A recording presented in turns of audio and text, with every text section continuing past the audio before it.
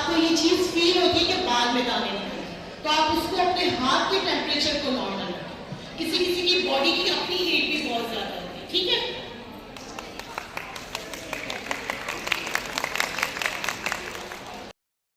होना चाहिए कि सोच समझ के स्किन को ब्लीच लगाते ही आपको पूछना चाहिए कि बर्निंग तो नहीं हो रही। आपको अपने क्लाइंट को छोड़ के 15 मिनट नहीं जाना चाहिए।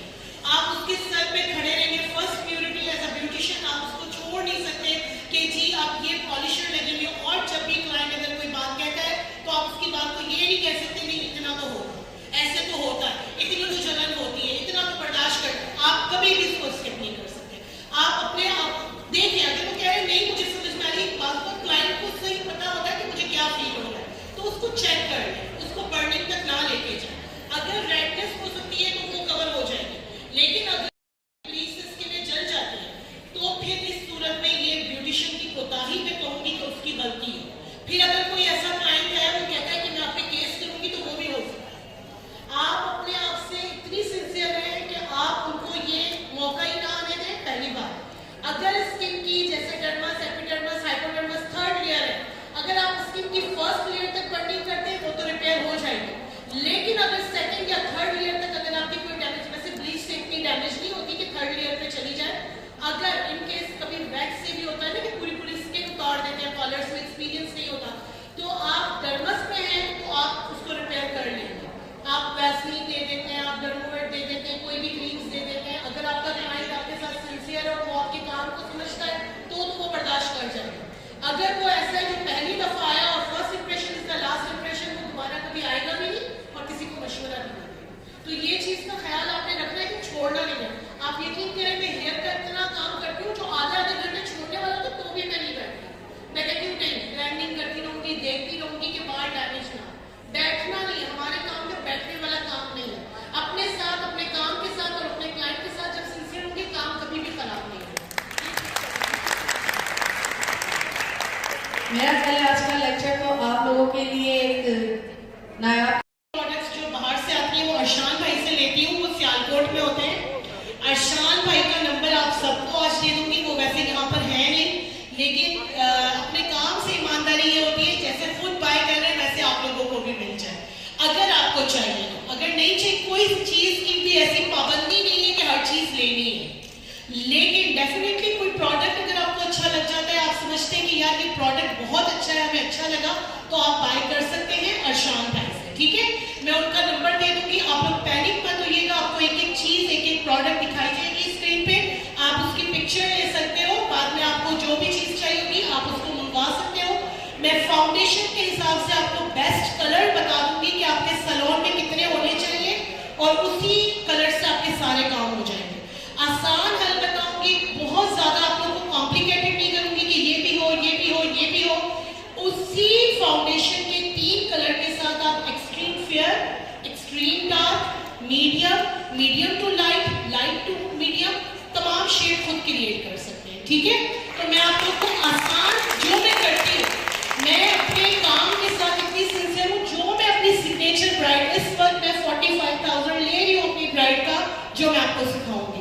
तो अगर आप कम लें, ज्यादा लें, अपने हिसाब से चार्ज करें, लेकिन आपके काम में अगर अच्छाई होगी, आपके प्रोडक्ट्स अच्छे होंगे, आपकी ब्राइड अच्छी लगती होगी, तो लोग आपको पे करेंगे, डेफिनेटली पे करेंगे। छोटे से सिटी में हूँ, गुजरात बहुत छोटा सा सिटी है। कराची से मूव होके गुजरात आई, गुजरात में कोई नहीं मुझे जानता था। टॉप सैलून्स तकरीबन 40 साल से गुजरात में रनिंग पे है, एक्सट्रीम उनका नाम था। और इस वक्त आप सिर्फ गूगल पे लिखे टॉप सैलून गुजरात, आपको आयशा भट्ट का नाम मिलेगा। और प्राइस भी सबसे ज्यादा मेरे पास है। सिर्फ काम के साथ ईमानदारी और लोगों के साथ ईमानदारी के जो काम दे रही हूँ वो काम परफेक्ट है, उसी के चार्ज ले रही हूँ। और आप लोगों को भी आज अपना वही टिप्स एंड ट्रिक्स सिखा के जाऊंगी। बाकी काम करना और पैसा कमाना आपका अपना नसीब। आप जितना कमा सकते हैं वो आपके नसीब की बात है। एक गली में 100 पार्लर और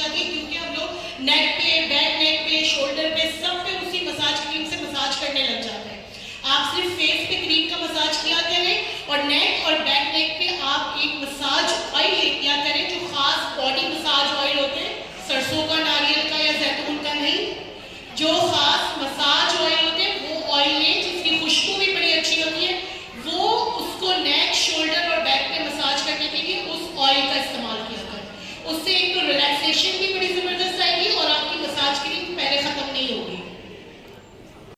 तो मैं तो केराटिन इतनी ज्यादा करती हूँ, थर्मल प्राइम की बात कर रही हूँ, बात क्लास BNB की हो रही है, उसकी होम केयर इतनी एक्सपेंसिव है, उसके बावजूद मैं तो देती हूँ। मैं कहती हूँ नहीं तो फिर केराटिन का कोई फायदा नहीं। इसी तरह अगर आप फेशियल अच्छा ले रहे हो, कोई भी हो, XYZ किसी भी ब्रांड की अगर बात ना करें, अगर आप होम केयर नहीं कर रहे हो तो फेशियल तो नहीं रहेगा।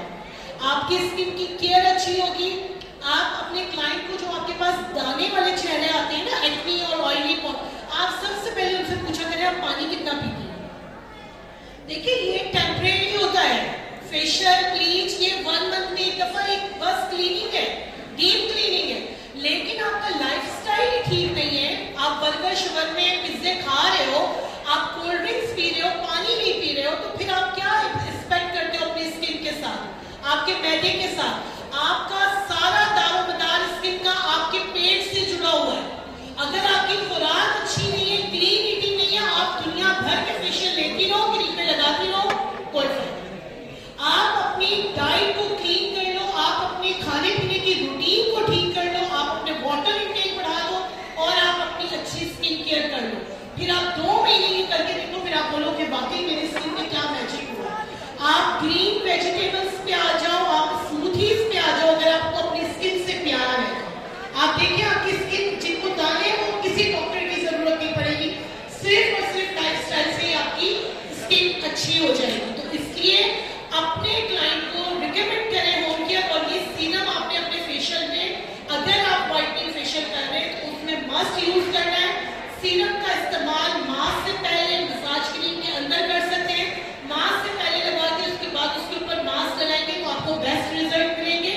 और अगर आपका क्लाइंट 24 घंटे तक अगर आप उसको कहते हो कि चूल्हे के आगे ना जाए, फेस वॉश ना करें, तो इसको आप आफ्टर भी लगा सकते हो। और इस पूरे फेशियल को कंप्लीट करने के बाद क्लाइंट को जाते वक्त आपने BNB का सनब्लॉक लगाना है, वो मस्ट लगाना है हर फेशियल में, चाहे वो फेशियल किसी भी ब्रांड का, ठीक है। सनब्लॉक लगा के ही भेजना है, वो जरूरी है। एक दफा आप सबकी जो अभी तो हमारे साथ ही है, कहीं जाएंगे नहीं क्योंकि अभी हमारा मेकअप बाकी है। मगर उससे पहले अभी मैं दावत देना चाहती हूँ और CEO BNB lifestyle mister Bilal Bhatti को काइंडली वो स्टेज पर तशरीफ लेके आए आप सबकी तालियों के साथ। और मैं नई राफा को स्टेज पर बुलाना चाहती हूँ कि वो शेर वसूल करने के लिए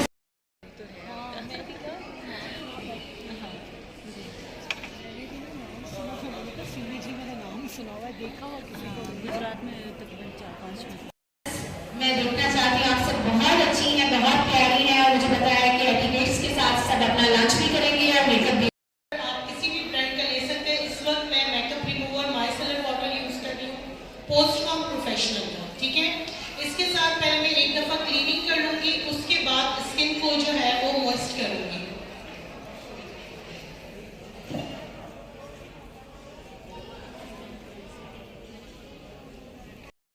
स्किन को जो है क्लीन करना और CPM जिसको हम कहते हैं क्लींजिंग, टोनिंग, मॉइस्चराइजिंग, ये बहुत जरूरी है। ये स्टेप आप किसी भी मेकअप में स्टिक यूज करते हैं तो उसके बाद हम लास्ट में उसके ऊपर कॉम्पैक्ट लगाते हैं, बट मैम यहाँ पर कोई भी कॉम्पैक्ट या पाउडर इसके ऊपर अप्लाई नहीं करेंगे। वो बहुत कम शेयर करता है, बताता है, लेकिन यहाँ पर वो आपको एक ब्रश का बता रही है जिससे भी वो एप्लीकेशन कर रही है। यहाँ पर उसके बारे में उन्होंने आपको ब्रश के बताया है। ये भी जैकलिन का है और ये भी आप जो है अगर आप कोई भी चीज़ ऑर्डर करना चाहते हैं मैम आशा को, तो आप कर सकें इजीली।